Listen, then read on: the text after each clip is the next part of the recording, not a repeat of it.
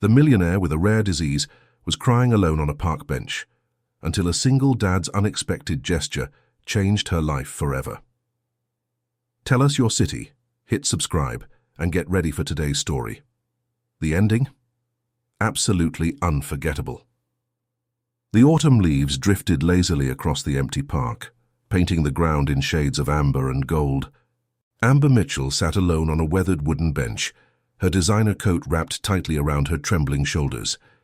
At 35 years old, she had built an empire worth billions, yet at this moment, she felt more broken than she had ever felt in her entire life.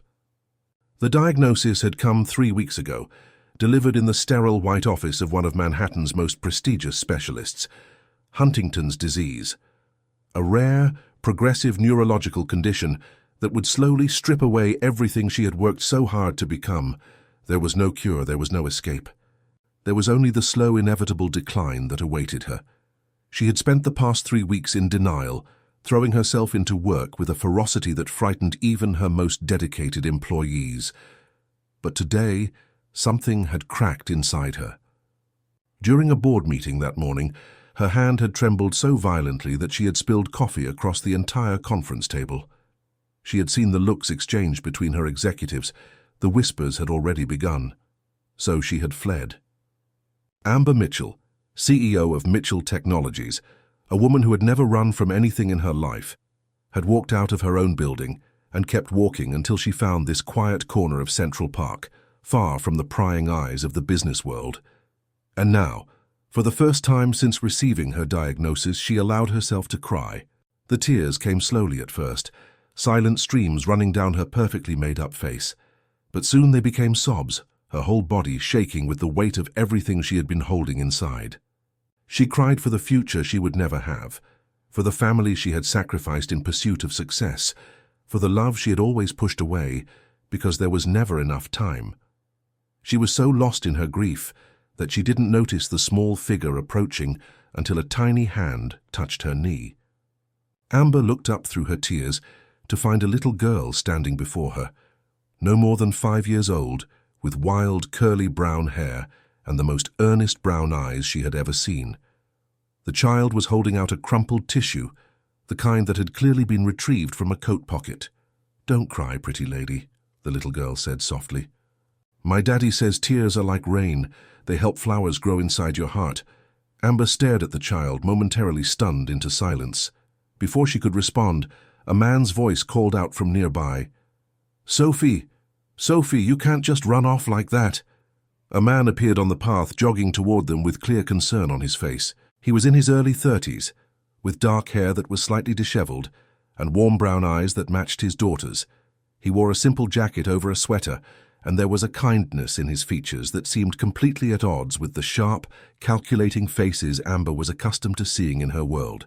"I'm so sorry," he said as he reached them, slightly out of breath. "She has a tendency to try to fix everyone she meets." He placed a gentle hand on his daughter's shoulder, but he didn't pull her away. Instead, he looked at Amber with an expression that held no judgment, only genuine concern. "Are you all right?" It was such a simple question, yet it nearly broke her all over again. When was the last time anyone had asked her that and actually wanted to know the answer? In her world, everyone wanted something. Everyone had an agenda. But this stranger, with his crumpled tissue-offering daughter, was looking at her like she was simply a person who needed help. "I'm fine," she managed, the lie tasting bitter on her tongue. The little girl, Sophie, shook her head firmly. "No, you're not. Your eyes are all red and puffy like mine get when I'm really, really sad." She held out the tissue more insistently. "Take it. It's mostly clean." Despite everything, Amber felt her lips twitch into something that might have been a smile. She accepted the tissue. "Thank you. That's very kind of you." "My name's Sophie," the little girl announced, "and this is my daddy, Nathan. We come to the park every Sunday because Daddy says fresh air is good for the soul." Nathan looked slightly embarrassed by his daughter's forthright manner. "Sophie, we should let the lady have her privacy." "No, it's all right," Amber heard herself say. She wasn't sure why she said it. Everything in her carefully controlled life told her to dismiss these strangers and return to her solitary grief. but something about the little girl's earnest face and her father's gentle eyes made her want to stay, if only for a moment longer. "I'm Amber." Sophie's face lit up. "Like the color. That's so pretty." "Daddy, isn't that pretty?" Nathan smiled, and Amber noticed the way it transformed his entire face, softening features that carried traces of tiredness and worry. "It's a beautiful name," he agreed. He hesitated for a moment, then gestured to the space beside her on the bench. "Would you mind if we sat for a moment? Sophie's been running around like a wild thing and I could use a break." Amber shifted slightly to make room, and Nathan sat down while Sophie climbed onto the bench between them, her short legs swinging freely above the ground. For a few minutes, they sat in companionable silence, watching the leaves dance across the path. It was Sophie who broke the quiet. "My mommy went to heaven," she announced with the matter-of-fact tone that only children possess. 2 years ago. Sometimes Daddy cries too, but he doesn't think I know." Nathan's face tightened almost imperceptibly, and Amber saw him reach for his daughter's hand. "Sophie." "It's okay, Daddy." The lady was crying too. Maybe she lost someone she loves like we did. She turned to look up at Amber with those impossibly earnest eyes. "Did you?" Amber found herself unable to lie to this child. "In a way," she said softly. "I'm losing myself." She hadn't meant to say it. The words had simply slipped out, raw and honest in a way she hadn't allowed herself to be with anyone. Nathan was looking at her now, really looking, and she saw understanding in his eyes, not pity, which she had feared and expected, just understanding. "Sometimes," he said quietly, "losing ourselves is how we find out who we really are." Coming from anyone else, the words might have sounded like empty platitude, but from this tired single father sitting in a park with his motherless daughter, they carried a weight of lived experience that resonated somewhere deep in Amber's chest. Sophie tugged at her sleeve. "You should come get hot chocolate with us. Daddy always gets me hot chocolate after the park. It makes everything better." "Sophie, I'm sure Amber has other places to be," Nathan said gently, though his eyes held a question as they met hers. Amber thought about her empty penthouse apartment, the silence that awaited her, the endless hours of wondering how many good days she had left. Then she looked at the little girl's hopeful face and her father's kind eyes, and she made a decision that would change everything. "Actually," she said, "hot chocolate sounds perfect."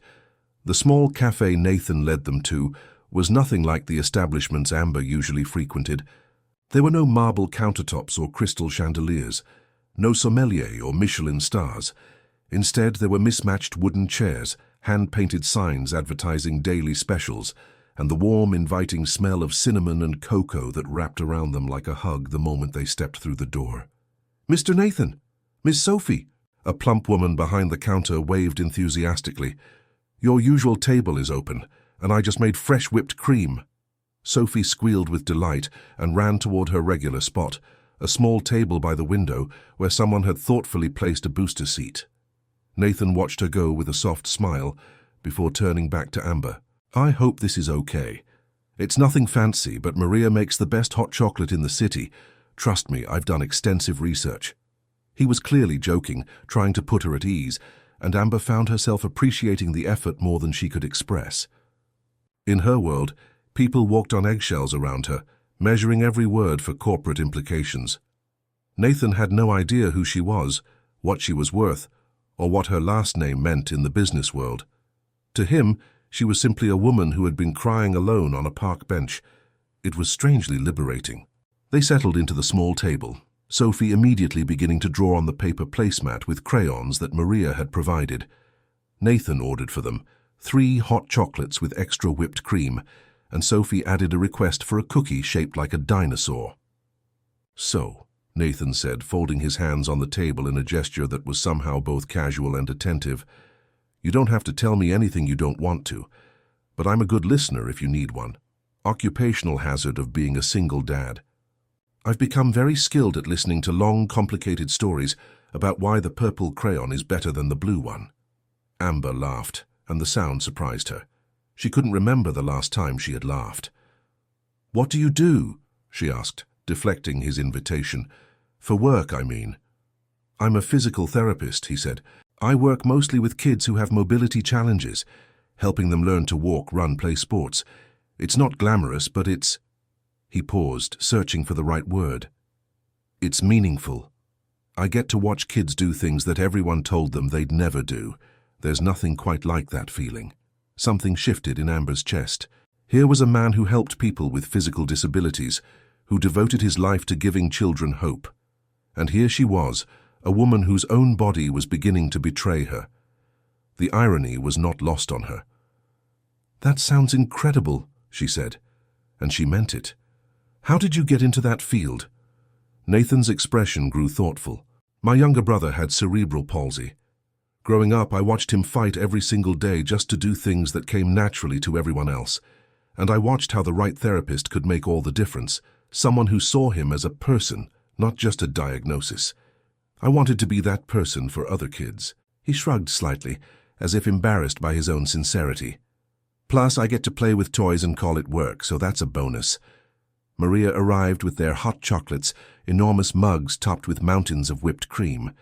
Sophie immediately got whipped cream on her nose and giggled uncontrollably. Nathan reached over with a napkin to wipe it off, and the tenderness in the gesture made Amber's heart ache in a way she hadn't expected. This was what she had sacrificed, she realized. This simple, beautiful connection between a father and his daughter.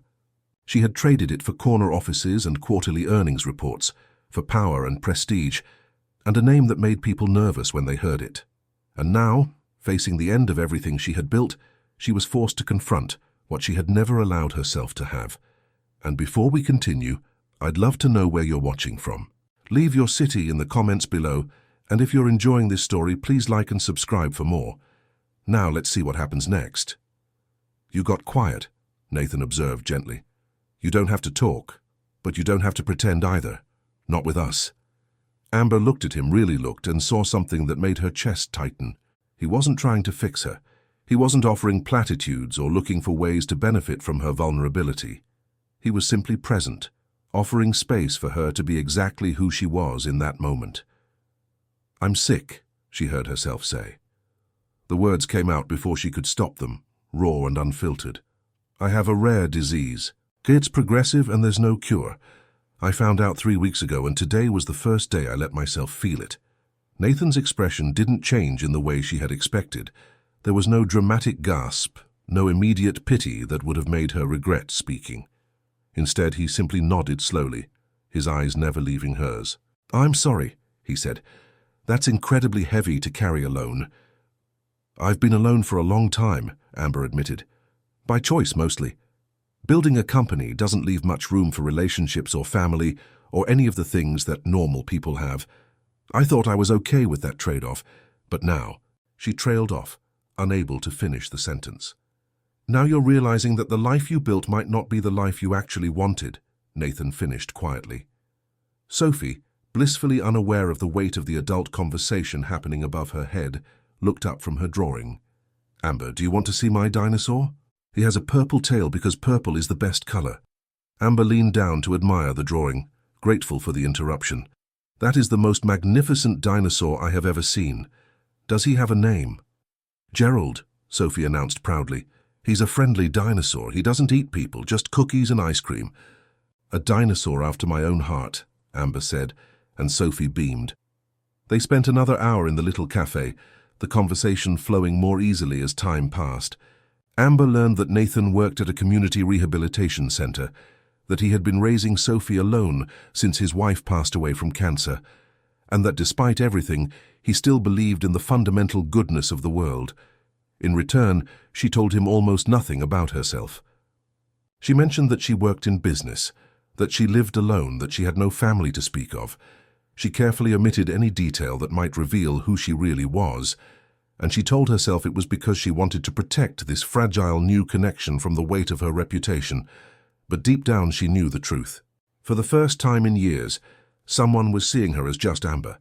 Not Amber Mitchell, the billionaire CEO, not the woman whose face appeared in Forbes and Fortune and the Wall Street Journal, just a woman who had been crying on a park bench and needed a hot chocolate and some kindness.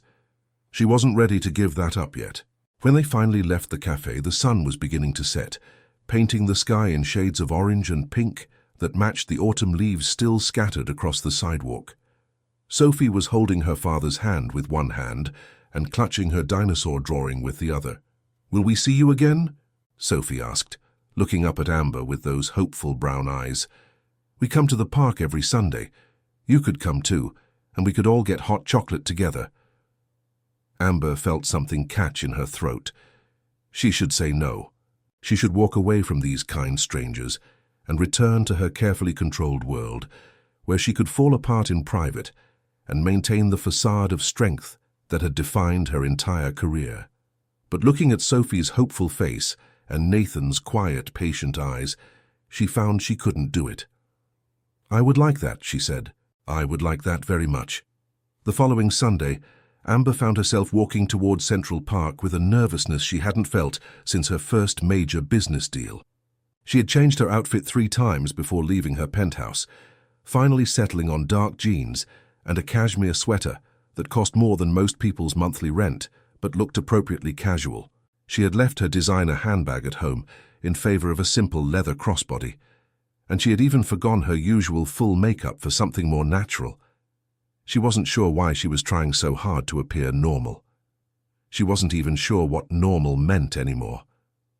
As she approached the familiar bench where they had first met, she saw them already there. Sophie was chasing pigeons while Nathan watched with the patient amusement of a parent who had long since accepted that children were essentially chaos agents in human form. "Amber!" Sophie spotted her first, abandoning her pigeon pursuit to run toward her at full speed. Before Amber could react, the little girl had thrown her arms around her legs in a fierce hug. "You came. Daddy said you might not come, but I knew you would. I knew it." Amber felt something crack open in her chest, something she had spent years keeping tightly sealed. She knelt down to Sophie's level and hugged her back. "Of course I came. I promised, didn't I?" Nathan approached more slowly, his smile warm and genuine. "I'm glad you're here. Sophie's been talking about you all week. Gerald the dinosaur even made a friend named Amber in her drawings." "I'm honored," Amber said, straightening up and meeting Nathan's eyes. "Thank you for inviting me. I wasn't sure." "You weren't sure if this was real," Nathan finished. "If we actually wanted to see you again or if we were just being polite." Amber nodded, surprised by how easily he had read her. "Something like that." "Let me be clear," Nathan said, his voice gentle but firm. "Sophie and I don't do polite. We do genuine. And we genuinely want to know you, Amber. Whatever that means, whatever you're comfortable sharing. No pressure, no expectations, just friendship if you want it." Friendship. It was such a simple word, yet it felt revolutionary. In Amber's world, there were alliances and networking connections and strategic relationships. But friends, real friends who wanted nothing from her but her company? That was something she had given up a long time ago. "I want it," she said softly. "I want that very much." The weeks that followed were unlike anything Amber had experienced in her adult life. Every Sunday became sacred, a day when she would slip away from her corporate identity and simply be Amber. They would meet at the park, then head to Maria's cafe for hot chocolate. Sometimes they would walk through the Natural History Museum, where Sophie would provide enthusiastic commentary on the dinosaur exhibits. Other times, they would just sit on their bench and talk, watching the seasons slowly shift from autumn to the first hints of winter. Amber learned that Nathan's wife, Eleanor, had been a kindergarten teacher who dreamed of opening her own school someday. She learned that Sophie had inherited her mother's curly hair and her father's stubborn determination. She learned that Nathan had considered moving away after Elena died, but couldn't bear to leave the city where they had built their life together. In return, she found herself sharing things she had never told anyone. The father who had abandoned her family when she was 8. The mother who had worked 3 jobs to keep them afloat, who had died of exhaustion before ever seeing her daughter succeed. The fierce drive that had propelled Amber from poverty to prosperity, and the loneliness that had been the cost of that journey. She still hadn't told them who she really was. The lie of omission grew heavier with each passing week, but she couldn't bring herself to shatter the illusion. With Nathan and Sophie, she was just Amber. Not a billionaire, not a CEO, Not a woman whose net worth was measured in 10 figures. Just a woman with a disease that was slowly stealing her future, finding unexpected joy in the present. It couldn't last. She knew that. But for now she let herself pretend that it could. The illusion shattered on a Thursday afternoon in early December, in the most unexpected way possible. Amber was in her corner office, reviewing quarterly projections, when her assistant buzzed through with an unusual message. "Ms. Mitchell, there's a man here asking for you. He says his name is Nathan Carter and that you're friends." Amber's blood ran cold. For a moment, she couldn't breathe. Nathan was here. Nathan was in her building, in the lobby of Mitchell Technologies, about to discover that the woman he had been sharing hot chocolate with for the past 2 months was one of the wealthiest people in the country. "Send him up," she heard herself say, her voice remarkably steady considering that her entire world was about to implode. The minutes that followed felt like hours. Amber stood by her floor-to-ceiling windows, staring out at the Manhattan skyline she had conquered through sheer force of will. When the door opened, she didn't turn around. She couldn't bear to see his face when he realized who she really was. "This is quite the office," Nathan's voice said from behind her. "The view is incredible." "How did you find me?" Amber asked quietly, still not turning around. There was a pause. "Sophie got sick at school today. They couldn't reach me because I was in a session with a patient, and for some reason, when they asked Sophie who else they could call, she gave them your name, said you were her best friend besides Daddy." Amber finally turned around. Nathan was standing just inside the door, looking around her vast office with an expression she couldn't quite read. "They looked you up. Amber Mitchell, CEO of Mitchell Technologies. They told Sophie they couldn't reach you either, but Sophie was insistent. Eventually I got the message and picked her up myself, but I couldn't stop thinking about it. About how Sophie somehow knew your full name, when I was pretty sure you'd never told us, and how there could only be one Amber Mitchell in Manhattan." He met her eyes, and she saw hurt there, hurt and confusion, and something that looked like disappointment. "Why didn't you tell me?" "I was going to," Amber said, though even as the words left her mouth she knew they weren't entirely true. I liked being just Amber with you. Not the CEO, not the billionaire, not the woman everyone wants something from. Just a woman who drinks hot chocolate and watches a little girl chase pigeons. You lied to me. I omitted certain truths." "That's still lying, Amber." Nathan's voice was tired rather than angry, and somehow that was worse. "I told you everything about me, about Elena, about Sophie, about my brother and my past and everything that made me who I am. And you sat there and pretended to be someone you're not." "I never pretended," Amber said, her voice cracking. "Everything I told you was true. My father did abandon us. My mother did work herself to death. I'm sick with a disease that's going to slowly take everything from me. The only thing I didn't tell you was how much money I have, and I didn't think that should matter." "It doesn't matter to me that you're rich," Nathan said. "It matters to me that you didn't trust me enough to be honest. It matters that every time I told you something personal about my life, you were holding back the most basic facts about yours." He shook his head slowly. "I should go. Sophie's at home with a fever, and I need to get back to her." "Nathan, wait." Amber stepped toward him, desperation creeping into her voice. "Please, let me explain." "There's nothing to explain," Nathan said quietly. "I understand why you did it. I do. You've probably spent your whole life surrounded by people who only saw your money. You wanted to be seen as a person. But the way to do that isn't to build a relationship on lies. The way to do that is to find someone who can see past the money to who you really are."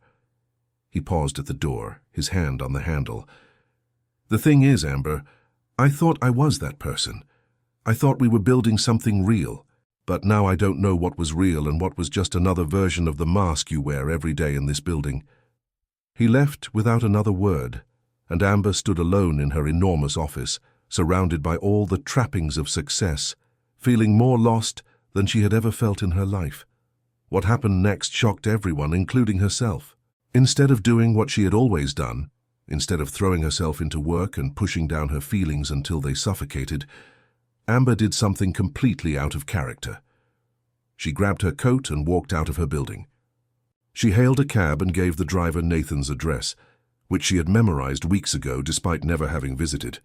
She sat in the back of the taxi as it crawled through Manhattan traffic, rehearsing 1,000 speeches in her head and discarding every single one. When she arrived at Nathan's building, a modest brownstone in Brooklyn, she almost lost her nerve. This wasn't her world. She didn't belong here, in this neighborhood of working-class families and corner bodegas and children playing on the sidewalk. But then she thought of Sophie, sick with a fever and probably asking for her. And she thought of Nathan, who had given her something precious and asked for nothing in return except honesty. She owed them both more than a cowardly retreat. She rang the doorbell before she could change her mind. Nathan opened the door, and his face went through a complicated series of expressions: surprise, wariness, and underneath it all something that might have been hope. "Amber, what are you doing here?" "I'm here to apologize," she said. "Properly, and to ask if I can see Sophie. She called me her best friend, and if she's sick, I want to be there for her. That's what best friends do." For a long moment, Nathan just looked at her. Then slowly he stepped aside. "She's been asking for you," he admitted. "She has a fever, and she keeps saying she wants Amber to come read her a story about Gerald the dinosaur." Amber felt tears prick at her eyes. "Can I come in?" "You can come in," Nathan said, "but we're going to talk, really talk. No more masks, no more omissions, no more carefully curated versions of the truth. If you want to be part of our lives, you have to let us see all of you, even the parts you're afraid of." "Okay," Amber said softly. "I can do that." Sophie's face lit up when Amber walked into her room, despite the fever making her cheeks flushed and her eyes glassy. "Amber, you came!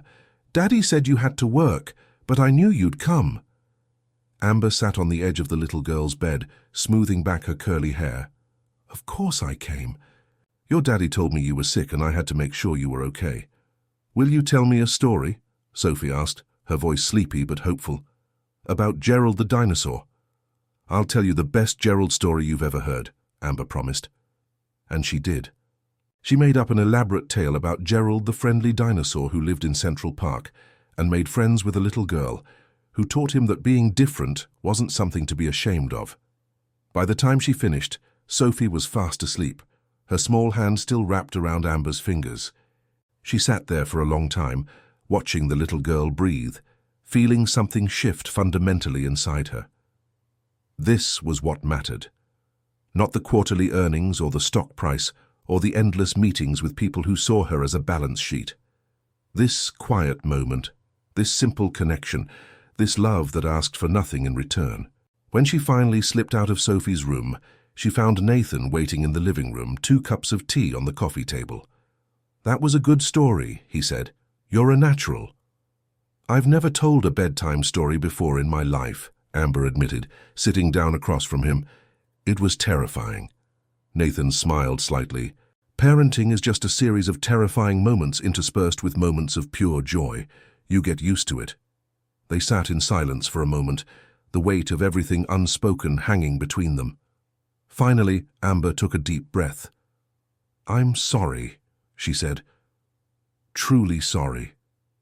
You were right. I built our friendship on a foundation of half-truths, and that was wrong. I was so afraid that you would see me differently if you knew who I really was, that I never gave you the chance to prove me wrong." Nathan leaned forward, his elbows on his knees. "Can I ask you something?" "Anything." "When you sat on that park bench and cried, when Sophie came up to you with her crumpled tissue, were you really just a woman who was scared and alone? Or was that part of the act too?" "That was real," Amber said, her voice barely above a whisper. "That was the most real I've been in years. The diagnosis, the fear, the feeling of losing myself.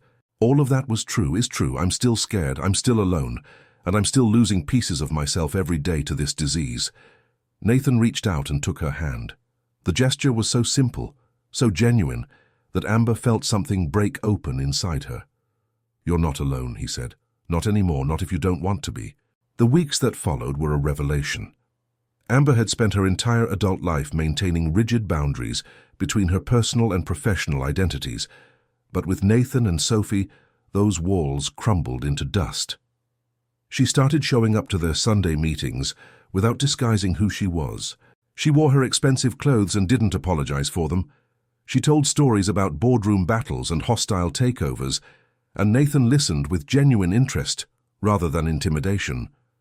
And slowly, tentatively, she began to let herself feel something she had denied herself for years. She began to let herself fall in love. It was terrifying. Every time she looked at Nathan and felt her heart skip, she was immediately confronted with the reality of her diagnosis. What right did she have to pull him into her orbit? He had already lost one woman he loved. How could she ask him to sign up for that kind of pain again? But Nathan, as it turned out, had his own thoughts on the matter. They were sitting on their bench in Central Park, Sophie playing on the nearby jungle gym, when he brought it up. "I've been thinking about something," he said, his eyes following Sophie as she conquered the monkey bars. "About us." Amber's heart clenched. "There's an us." "I'd like there to be," Nathan said, turning to look at her with those warm brown eyes that had undone her from the very first moment. "If you're open to it." "Nathan." Amber shook her head slowly. "You know what my future looks like. You know what this disease is going to do to me. How can you possibly want to sign up for that?" "How can I not?" Nathan reached for her hand, intertwining their fingers with a naturalness that made her chest ache. "Amber, I watched the woman I loved die slowly of cancer. I know exactly what it means to love someone whose time is limited. And I also know that the time we had with Elena was the most precious thing in my life. I wouldn't trade a single moment, even knowing how it ended." He squeezed her hand. "Life doesn't come with guarantees. None of us know how much time we have. What I do know is that the time I spend with you, the time Sophie spends with you, it matters. It makes our lives better. And I'm not willing to give that up just because the future is uncertain." "I'm scared," Amber admitted, the words feeling foreign on her tongue. She had built an empire by never admitting weakness, by projecting an image of invincibility that had carried her through every obstacle. But with Nathan, she was learning that vulnerability wasn't weakness. It was its own kind of strength. "I'm scared too," Nathan said, "but I'd rather be scared with you than safe without you." Before Amber could respond, Sophie came running over, her cheeks pink from exertion and her curly hair escaping from its ponytail in wild spirals. "Daddy!" "Amber, did you see me? I did the whole monkey bars without falling." "That was amazing, sweetheart," Nathan said, pulling her into a hug. "You've been practicing." Sophie beamed, then looked between the two adults with an expression far too knowing for a 5-year-old. "Were you guys talking about kissing stuff? Because if you want to be boyfriend and girlfriend, I think that would be great. Amber already feels like family." Nathan laughed, clearly embarrassed, but Amber felt her eyes fill with tears. Family. When was the last time she had been part of a family? "Sophie," she said, kneeling down to the little girl's level, "I would be honored to be part of your family, if that's really okay with you." Sophie threw her arms around Amber's neck with enough force to nearly knock her over. "It's more than okay. It's the best thing ever. Can we get hot chocolate to celebrate?" And just like that, Amber Mitchell, billionaire CEO and lonely woman crying on a park bench, found herself with a family. The news of their relationship spread through Manhattan's elite circles like wildfire. A tabloid got hold of a photo of them leaving Maria's cafe, Amber holding Sophie's hand, while Nathan carried a to-go cup of hot chocolate. The headline read, "Tech Billionaire's Secret Life Mystery Man and Child Capture Cold-Hearted CEO's Heart." Amber's board of directors was less than thrilled. "This is a public relations nightmare," her chief operations officer said during an emergency meeting. "Our stock price is already fluctuating based on rumors about your health. Now you're photographed with some random man and his child. Investors are going to think you've lost focus." "His name is Nathan," Amber said calmly, "and he's not random. He's the man I'm in love with." The room went silent. In all her years at the helm of Mitchell Technologies, Amber had never once mentioned her personal life. She had cultivated an image of ruthless efficiency, of a woman married to her work, of someone whose only passion was profit. To hear her speak of love was shocking enough to render her executives speechless. "I appreciate your concern for the company," Amber continued, "but my personal life is not up for discussion or debate. I am still the same leader I have always been. My decisions are still driven by what's best for Mitchell Technologies and its shareholders. The only difference is that now I also have people in my life who remind me that there's more to existence than quarterly earnings." She looked around the table, meeting each pair of eyes in turn. "If any of you have a problem with that, you're welcome to tender your resignation. Otherwise, I suggest we get back to work." No one resigned, but Amber knew she had made enemies. In the cutthroat world of corporate America, any sign of emotional attachment was seen as weakness, and weakness her rivals would try to exploit. The attack came faster than she expected. Victor Chen, CEO of a competing tech company, had been trying to acquire Mitchell Technologies for years. He had made countless offers, each rejected with increasing firmness. But now, with rumors of Amber's illness circulating and her public relationship with Nathan providing ammunition, he saw an opportunity. The hostile takeover bid was announced on a Tuesday morning, just as Amber was finishing breakfast with Nathan and Sophie at their brownstone in Brooklyn. Her phone exploded with notifications, and she watched Nathan's face change as he saw her expression. "Work?" he asked gently. "War," she corrected. "Someone is trying to take my company." Sophie looked up from her cereal, confused. "Can they do that? Take your company?" "They can try," Amber said grimly, "but they're going to find out that I don't give up without a fight." The next few weeks were brutal. Amber barely slept, spending every waking hour in meetings with lawyers, financial advisors, and loyalist board members. Victor Chen was making the rounds of major shareholders, painting a picture of a CEO distracted by personal drama and deteriorating health. He was promising stability, growth, a steady hand at the wheel, instead of a dying woman with a new boyfriend. Through it all, Nathan was her anchor. He couldn't help with the business strategy or the financial maneuvering, but he was there every night when she finally made it home, exhausted and demoralized. He would sit with her while she ate the dinner he had prepared, listen as she vented about the day's battles, and remind her that no matter what happened with the company, she was not defined by it. "You built Mitchell Technologies from nothing," he told her one night, as she lay with her head in his lap while he stroked her hair. "If you lose it, you'll build something else. Or you won't, and that would be okay too. Your worth isn't measured in stock prices or market caps. It's measured in how you treat the people who matter to you. And by that measure, you're one of the richest people I know." Little did she know those words would be tested sooner than either of them expected. The news came during a critical board meeting. Amber was in the middle of presenting her counter-strategy to the hostile takeover when her phone buzzed with a text from Nathan. She ignored it, as she always did during important meetings. Then it buzzed again, and again, and again. Something was wrong. She excused herself from the meeting and stepped into the hallway, her hands shaking as she read the messages. Sophie had collapsed at school. She was being rushed to the hospital. They didn't know what was wrong. Amber's entire world narrowed to a single point.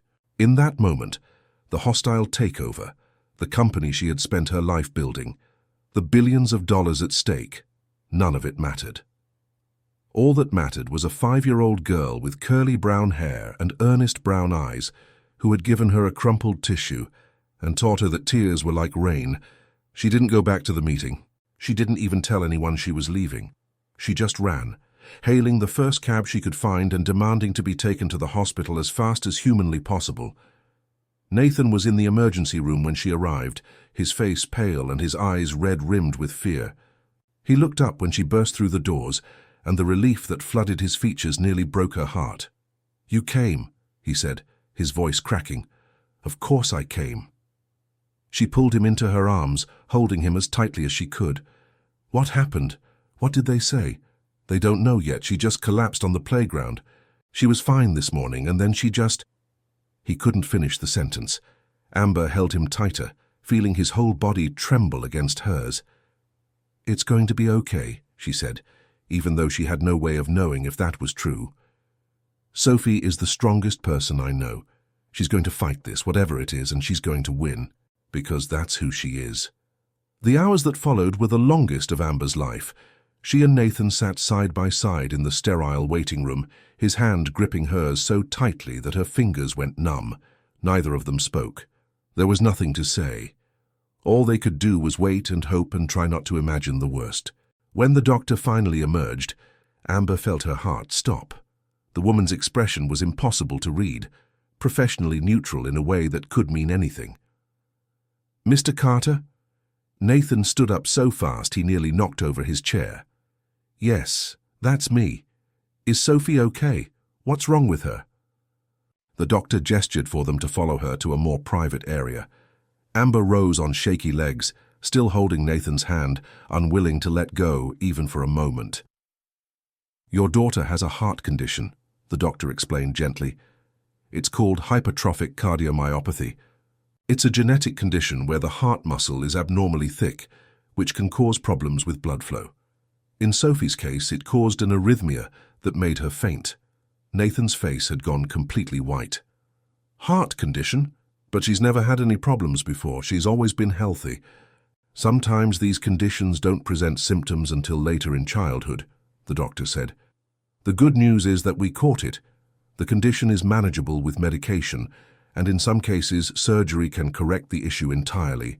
Sophie is stable now, and she's asking for you." She glanced at Amber.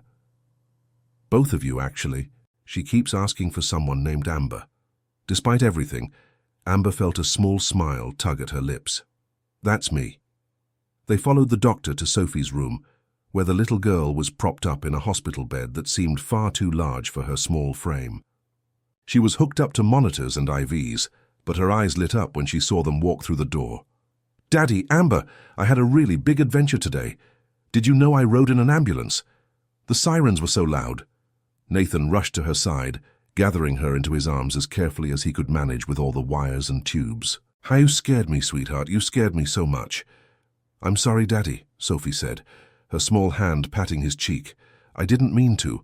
I was just playing, and then everything went all fuzzy and dark."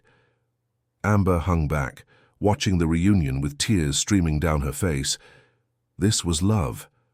This raw, desperate, terrifying love that made you willing to give up everything just to see someone safe and happy. She had spent her whole life avoiding this feeling, convinced that it was a weakness she couldn't afford. But standing here in this hospital room, watching Nathan hold his daughter like she was the most precious thing in the universe, she finally understood. Love wasn't weakness. Love was the only strength that really mattered. "Amber?" Sophie's voice pulled her from her thoughts. "Why are you crying? Are you sad?" Amber moved to the side of the bed, taking Sophie's other hand. "I'm not sad, sweetheart. I'm happy. So happy that you're okay." "The doctor says I have a funny heart," Sophie explained matter-of-factly, "but she says it's going to be okay because they know how to fix it. She says I might need an operation, but it's like getting a repair, like when Daddy fixes my toys when they're broken." "That's right," Amber said, marveling at the resilience of this incredible child. "And after the repair, you'll be even better than before." Sophie nodded. Then her expression grew serious. "Amber, will you stay with us? In the hospital? I don't want you to leave." Amber looked at Nathan, who nodded almost imperceptibly. "I'm not going anywhere," she promised. "I'll be right here as long as you need me." Over the next several days, Amber barely left the hospital. She had her assistant bring her a change of clothes and her laptop, conducting what business she could from Sophie's room. When the board called to demand her presence at a critical shareholder meeting, she declined. When Victor Chen's team sent another threatening letter, she handed it to her lawyers and told them to deal with it. For the first time in her career, work was not her priority. Sophie was her priority. Nathan was her priority. This family she had stumbled into was more important than all the billions in the world. The irony was not lost on her. Here she was, a woman with a terminal illness fighting to save a company that she would eventually have to leave behind anyway. And here was Sophie, a little girl with a fixable heart condition, teaching her what it really meant to have something worth fighting for. The night before Sophie's surgery, Amber found herself alone with the little girl, while Nathan stepped out to get coffee. Sophie was supposed to be sleeping, but her eyes were wide open, staring at the ceiling. "Can't sleep?" Amber asked softly, settling into the chair beside her bed. Sophie shook her head. "I'm a little scared," she admitted. "About tomorrow." "That's okay," Amber said. "It's okay to be scared. Being scared doesn't mean you're not brave. It means you know something important is happening, and you care about what happens next." Sophie considered this. "Are you scared about your disease, the one that makes you sick?" Amber was momentarily stunned. She had never discussed her condition with Sophie directly, though she knew Nathan had explained it in gentle terms, appropriate for a 5-year-old. "Yes," she admitted. "Sometimes I'm very scared." "What are you scared of?" Amber thought carefully before answering. "I'm scared of losing myself, of not being able to do the things I love, of not being able to be there for the people I care about." Sophie reached out and took her hand. "But you're here now. You're here with me. And tomorrow, you'll be here when I wake up from my operation. And the day after that, you'll still be here. That's what matters, right? Being here now?" Amber felt tears spill down her cheeks. Out of the mouths of babes, she thought. A 5-year-old understood what she had spent 35 years failing to grasp. "You're absolutely right," she whispered. "Being here now is what matters."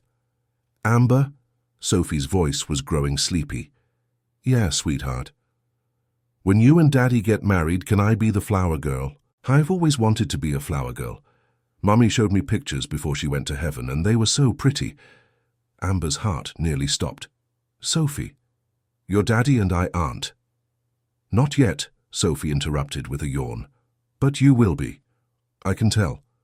You look at each other the way Mommy and Daddy used to look at each other. It's a special look, a love look." Before Amber could respond, Sophie's eyes drifted closed and her breathing evened out into sleep. Amber sat in the dark room, holding the little girl's hand, and for the first time in her life, allowed herself to imagine a future she had never dared to hope for. The surgery was successful. The surgeon came out 3 hours later with a tired smile and the news that Sophie's heart had been repaired, that she would need to take medication for the rest of her life, but that she could expect to live a normal, healthy lifespan. Nathan collapsed into Amber's arms, sobbing with relief, and she held him just as she had held Sophie, drawing strength from his vulnerability and offering her own in return. When Sophie woke up from the anesthesia, groggy and confused, the first thing she said was, "Did you and Daddy kiss yet?" Nathan laughed, the sound slightly hysterical from exhaustion and relief. "Sophie, we've talked about this. Amber and I are taking things slowly." "Slowly is boring," Sophie pronounced, before drifting back to sleep. Amber looked at Nathan, and he looked at her, and something passed between them that needed no words. Slowly or not, they both knew where this was heading. The question was whether they were brave enough to let it happen. A week later, Sophie was released from the hospital with a clean bill of health and strict instructions for follow-up care. Amber had arranged for the best pediatric cardiologist in the country to monitor her case, and though Nathan initially protested the expense, Amber reminded him that money was literally the one thing she had too much of. "Let me do this," she said. "Let me use what I have to help the people I love. That's all I want." Nathan had accepted, though she could see it was difficult for him. He was a proud man who had supported his family on his own for years. Accepting help didn't come naturally, but he was learning, just as Amber was learning to give help without trying to control everything. They were both works in progress, she thought, but at least they were progressing together. The night of Sophie's homecoming, after the little girl had been tucked into bed with Gerald the dinosaur and a promise that Amber would be there when she woke up, Nathan and Amber sat together on the worn couch in his living room. "I have something to tell you," Nathan said, his voice unusually serious. Amber felt a flicker of fear. "What is it?" "I spoke to my brother yesterday, Daniel, the one with cerebral palsy. I told him about you, about us, about Sophie's surgery, and how you were there for us through everything." He paused, looking down at his hands. "He said something that I can't stop thinking about." "What did he say?" Nathan looked up at her, his brown eyes filled with an emotion she couldn't quite name. "He said that when you find someone who makes life feel worth living, even when life is hard, even when you're scared and uncertain, You hold on to them with everything you have, because that kind of love is rare and it's worth fighting for. Amber felt her breath catch in her throat. Nathan. I know your diagnosis is terrifying, he continued. I know the future is uncertain. I know that loving you means opening myself up to the possibility of losing you, the same way I lost Elena. But here's what I've realized. I'm already in love with you, Amber. That ship has sailed. The only question now is whether we're brave enough to build a life together, even knowing that life might be shorter than we want it to be. Tears were streaming down Amber's face now, but she was smiling. Sophie asked me if I would stay for her surgery, she said, and I told her I wasn't going anywhere. But I wasn't just talking about the surgery, Nathan. I was talking about everything. I don't want to leave. I don't want to go back to my empty penthouse and my lonely life and my company that doesn't care about me as a person. I want to be here. With you. With Sophie. For however long I have. Nathan reached out and cupped her face in his hands, wiping away her tears with his thumbs. Then stay, he said simply. Stay forever, or stay for tomorrow. Stay for whatever time we have. Just stay.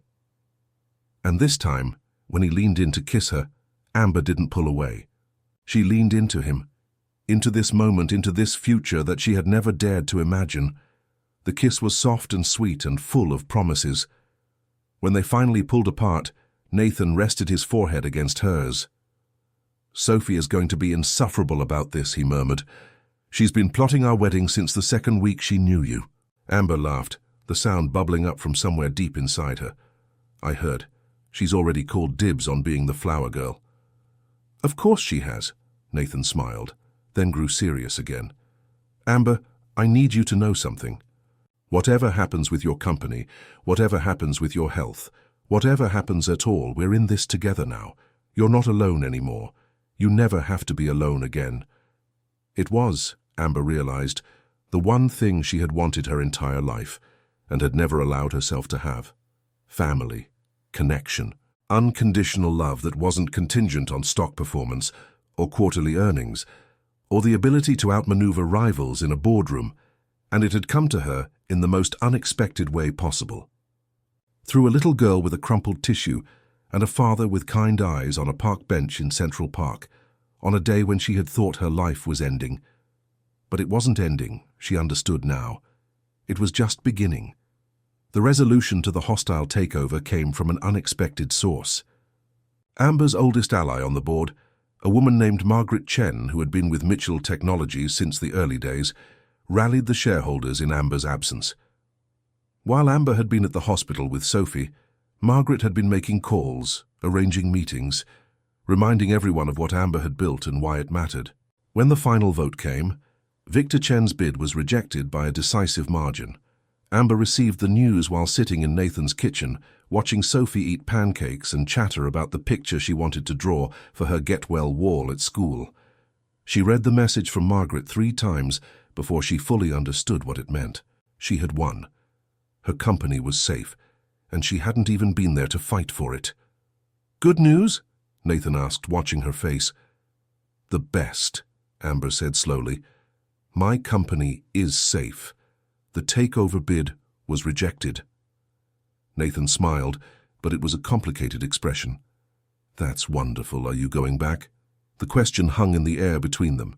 Amber looked around the small kitchen, at the crayon drawings taped to the refrigerator, at the stack of dinosaur-themed dishes in the drying rack, at Nathan's worn but comfortable chair, and the way morning light filtered through the curtains that definitely needed washing. This was not the life she had imagined for herself. This was not the gleaming penthouse or the corner office or the power and prestige she had spent decades chasing. But looking at Sophie's bright eyes and Nathan's gentle face, she realized something profound. This was the life she wanted. I'm going to make some changes, she said finally. What kind of changes? I've spent my whole adult life putting the company first. Every decision, every sacrifice, every lonely night was justified because I was building something important. But you know what I realized when Sophie was in the hospital? The company would survive without me. It would change, it would evolve, but it wouldn't die. Meanwhile, I was dying. Not just from the disease, but from the loneliness, from the constant pursuit of something that could never love me back. She reached across the table and took Nathan's hand. I'm not walking away from Mitchell Technologies. It's part of who I am, and there's still work I want to do, but I am going to step back. I'm going to hire a CEO to run the day-to-day operations. I'm going to keep a seat on the board and stay involved in major decisions, but I'm not going to let it consume me anymore. What are you going to do with all your free time? Nathan asked, a smile playing at the corners of his lips. Amber glanced at Sophie, who was now attempting to build a pancake tower. I was thinking I might spend it with my family, if they'll have me. Sophie's head snapped up. Does that mean you're going to live with us, for real? Not just sleepovers? That's up to your daddy, Amber said, looking at Nathan. I don't want to rush anything or presume. Nathan was already shaking his head. Amber, this apartment has felt like home for the first time in 2 years because you're in it. Sophie lights up when you walk through the door. I light up when you walk through the door.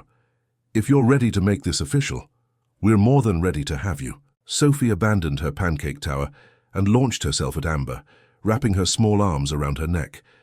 This is the best day ever. Can we celebrate with hot chocolate? Please, please, please. Amber laughed, hugging her back. I think that sounds perfect. The months that followed were a whirlwind of changes. Amber hired a brilliant young CEO to take over the operational leadership of Mitchell Technologies, a woman who reminded her of herself 20 years ago, but with better work-life balance instincts. She kept her seat on the board and continued to guide the company's strategic direction. But she was no longer chained to her desk 14 hours a day. Instead, she found herself doing things she had never made time for before. She learned to cook, with varying degrees of success, and Nathan patiently taught her the difference between sautéing and burning. She attended Sophie's school events and discovered the strange joy of watching a 5-year-old perform in a holiday pageant, dressed as a slightly lopsided reindeer. She read bedtime stories about Gerald the dinosaur, which had now expanded into an elaborate ongoing saga that Sophie demanded new installments of every night. And she fell more deeply in love with Nathan than she had ever imagined possible. He proposed on a Sunday afternoon in Central Park, on the same bench where they had first met. Sophie was in on the plan, bouncing with barely contained excitement, as Nathan got down on one knee and produced a ring that was modest by Amber's standards, but perfect in every way that mattered. I know your life is uncertain, Nathan said, his voice steady despite the emotion in his eyes. I know there are no guarantees, but I want every day you have left to be a day where you know you're loved, completely, unconditionally, for exactly who you are. Amber Mitchell, will you marry me? Amber was crying too hard to speak, so she simply nodded and pulled him up into a kiss, while Sophie cheered and startled several nearby pigeons into flight. The wedding was small and intimate, held in a private garden with only their closest friends and family present. Sophie was, as promised, the flower girl, wearing a purple dress because purple was the best color, and carrying a basket of rose petals that she distributed with enthusiastic imprecision. Nathan's brother Daniel served as best man, and Amber finally got to meet the man whose wisdom had helped Nathan find the courage to love again. Margaret from the board came, along with Maria from the cafe, and a handful of others who had proven themselves to be true friends rather than mere business connections. Amber wore a simple ivory dress and carried a bouquet of wildflowers that Sophie had helped choose. She walked down the aisle alone, as she had done everything else in her life, but when she reached Nathan, she knew she would never be alone again.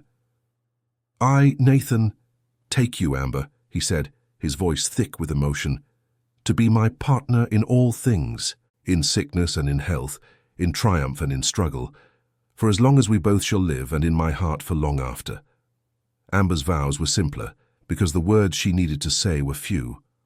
I spent my whole life building walls, she said. Walls to protect myself, walls to prove myself, walls to keep out anyone who might see the scared little girl hiding behind the success. You and Sophie didn't try to tear down those walls. You just walked right through them like they weren't even there.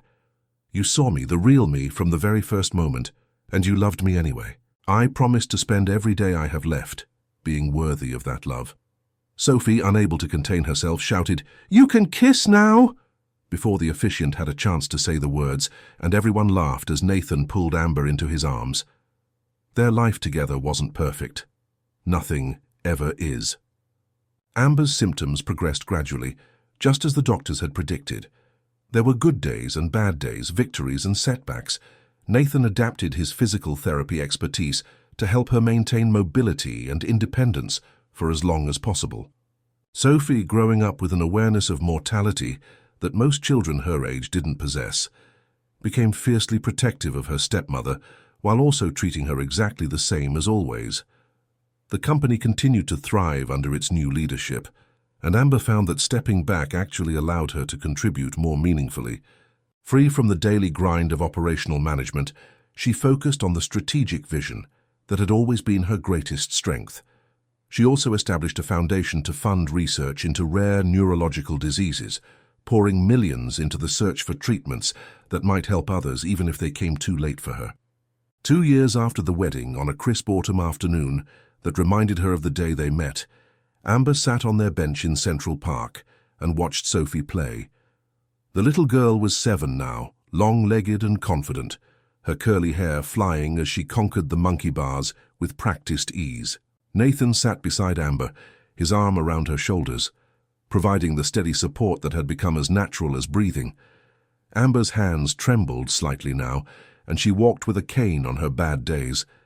But her mind was sharp, and her heart was full. She had defied the statistical averages, her doctors said. Love apparently was a powerful medicine. "Happy?" Nathan asked, pressing a kiss to her temple. Amber leaned into him, breathing in the scent of autumn leaves and coffee and the faint traces of Sophie's strawberry shampoo that always seemed to linger on his clothes. "More than I ever thought possible," she said. "Do you remember what you told me that first day in the cafe? You said that losing ourselves is how we find out who we really are." "Did I say that? I must have been trying to impress you with my wisdom." Amber laughed. "It worked.